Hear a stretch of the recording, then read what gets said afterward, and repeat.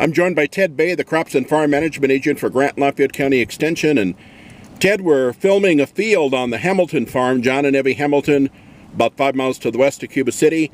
And this is the field you took the samples from, and I guess describe what we're seeing out here. Well, this is typical of the winter injury we've seen this year. As you can see in the, we hope on the video here, is that we got areas of this field that look actually fairly green and bright, indicating a good alfalfa stand.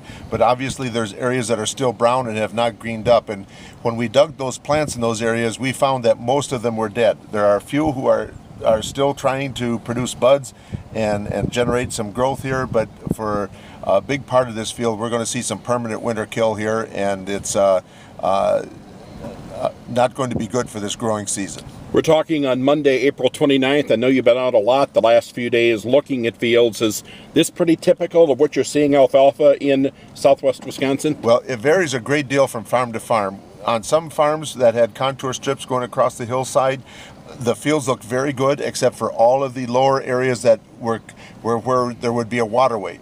It wasn't grass, it was alfalfa, but in all of those lower areas where the water flowed together, we had winter kill in those areas, and that's what's very typical. And this just shows it very good here in a kind of a broad area here on the near side of this field. And of course, this is the story in northwest Illinois, northeast Iowa. It's all across the tri-state region, isn't it? That's right. But I would say that from farm to farm it varies a great deal, and it depends in some cases on when fields were cut, and sometimes it seemed to not be a factor at all. That was winter kill no matter when it was cut last fall.